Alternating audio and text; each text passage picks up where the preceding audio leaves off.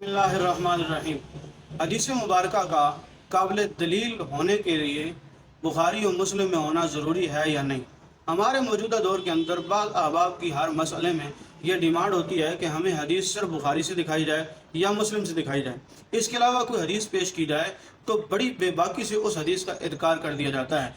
दरअसल ये मौजूदा दौर में इनकार हदीस की एक जदीद सूरत है कि आप बुखारी और मुस्लिम का नाम भी ले लें और उसके अलावा सारी हदीसों का इनकार भी कर दें।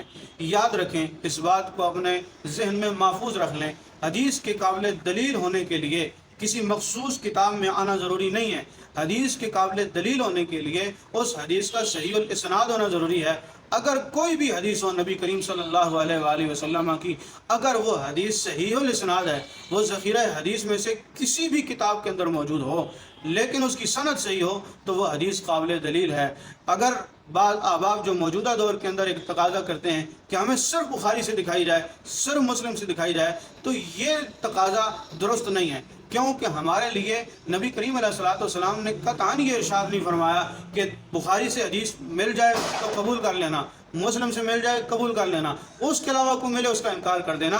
इस तरह का कोई फरमान नबी करीम अलैहिस्सलाम का इस दुनिया में मौजूद नहीं है। इसलिए हदीस के दलील बनने के लिए उस हदीस का सहीहुल इस्नाद होना ज़रूरी है, बुखारी और मुस्लिम में आना ज़रूरी नहीं है। इस सारी गुफ्तगू का खुलासा ये निकलता है कि अगर कोई हदीस किसी भी किताब के अंदर मौजूद हो, किसी भी हदीस की किताब के अंदर अगर उसकी सनद सही है, वो सहीहुल इस्नाद है, तो वह हदीस काबिल दलील है। उस हदीस को अपने मौक़िफ़ पे पेश किया जाएगा और वो हदीस किसी भी मसले में दलील बन सकती है। अहबाब का ये तकाज़ा करना कि सिर्फ बुखारी से दिखाई जाए, मुस्लिम से दिखाई जाए, ये तकाज़ा करना दुरुस्त नहीं। हमारे लिए नबी का हर फरमान जो सहीहुल इस्नाद है वो काबिल दलील है। अल्लाह से दुआ है अल्लाह तबारक व तआला नबी करीम अलैहिस्सलाम के फरामीन को पढ़ने की, उनको समझने की और उन पर अमल करने की तौफीक अता फरमाए। बस।